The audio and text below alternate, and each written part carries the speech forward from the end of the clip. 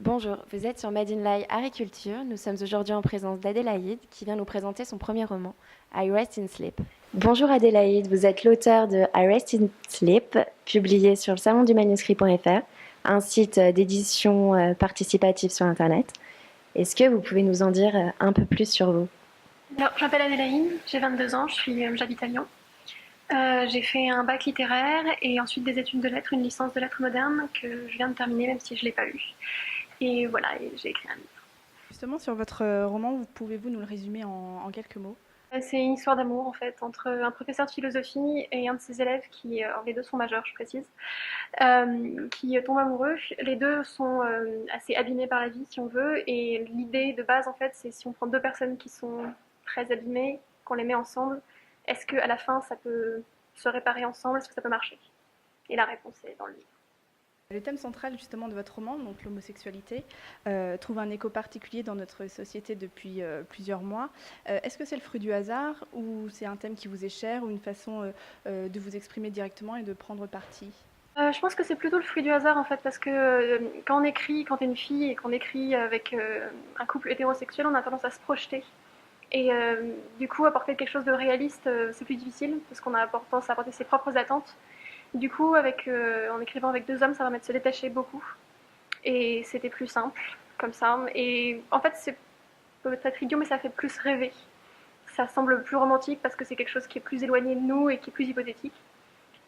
Du coup, oui, c'est plus le hasard qu'autre chose parce que je pense pas que ça change quelque chose au final. Même si ça apporte quelque chose dans ce roman particulier, je pense que c'est pas censé apporter quoi que ce soit hétérosexuel, homosexuel ou quoi que ce soit d'autre. C'est une fiction en 40 chapitres, divisée en deux tomes. Quels sont vos atouts particuliers d'écriture? Alors, ça fait 600 pages et je l'écris en 6 mois, donc j'écris très vite. J'écris tout le temps, je suis extrêmement prolixe. Et c'est assez basique, mais j'ai beaucoup, beaucoup d'imagination.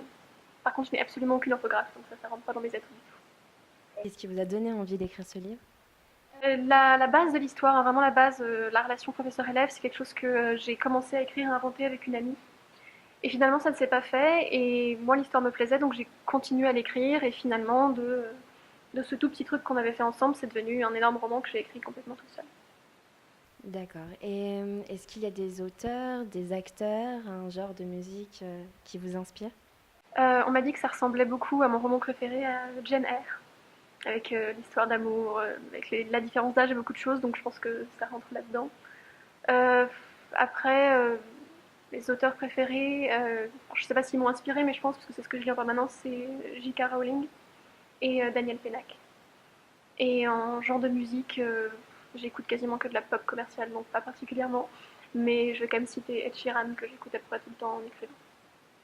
Comment avez-vous connu le salon du manuscrit? Qu'est-ce qui vous a plu dans cette maison d'édition? Alors c'est ma mère qui en a entendu parler en lisant Télérama, et comme elle savait que j'étais en train d'écrire un énorme roman que je publiais sur internet, elle m'en a parlé.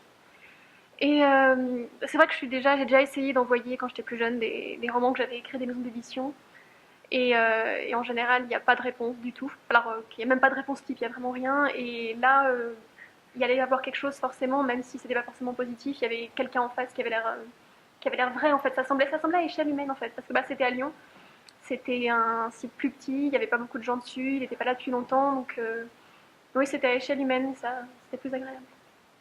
Les aventures de Noah et Adams donc, se font en fait sont en deux tomes.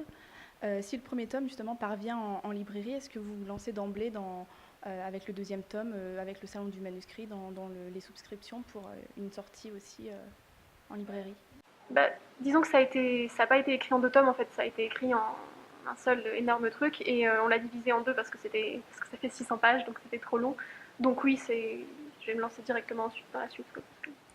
Parce que c'est la suite directe, c'est même si bon j'ai de la chance parce que ça coupait particulièrement bien. Il y a vraiment une avancée entre les deux mais c'est la suite directe donc oui. Vous avez ouvert un blog fin 2013 pour partager cette histoire sous forme de chronique. Vous avez tissé un lien très fort avec vos lecteurs. Est-ce que vous pouvez nous en dire un petit peu plus? Alors au début c'était des histoires très courtes qu'on me demandait un peu de raconter parce que bah, j'écrivais assez bien ce genre d'histoire. J'en ai écrit une, deux, au final j'en ai écrit 25. Et alors c'était pas une histoire complète, c'était des fragments d'histoire qui n'allaient pas vraiment ensemble. Et comme ça plaisait beaucoup aux gens et que déjà j'avais pas mal de gens qui les suivaient et qui m'en parlaient, me suis dit que j'allais me lancer dans écrire une vraie histoire continue. Du coup, j'ai écrit le début d'I Rest in Sleep et 6 mois plus tard, il y avait 45 chapitres.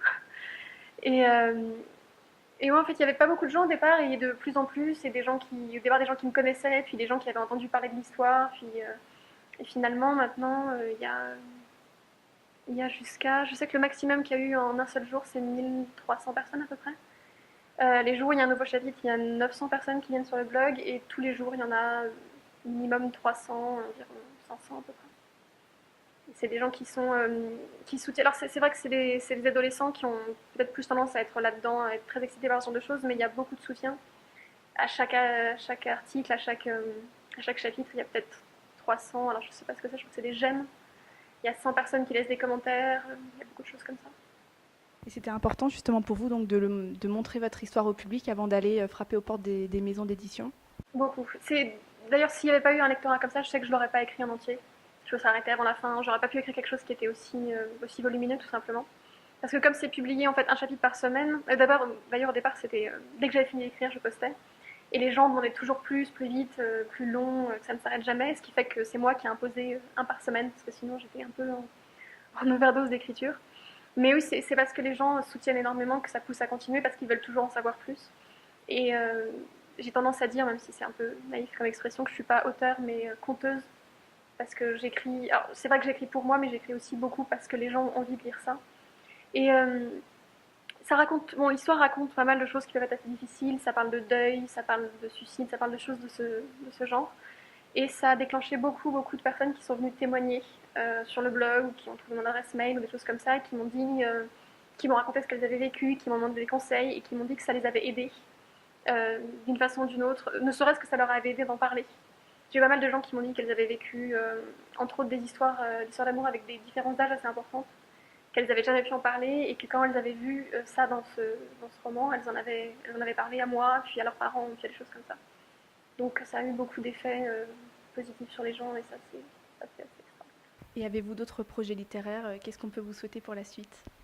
En fait, j'ai voulu faire une pause entre, comme ça faisait voilà, un énorme. C'était 6 mois, c'est très long. J'ai voulu faire une pause entre le moment où je finissais de l'écrire et au moment où je le reprenais pour le corriger. Donc j'ai écrit autre chose que j'ai fini d'écrire hier. J'ai écrit une sorte de nouvelle de 140 pages qui s'appelle Éclosion. Donc j'espère que ça marchera. Merci Adélaïde. Je vous souhaite en tout cas.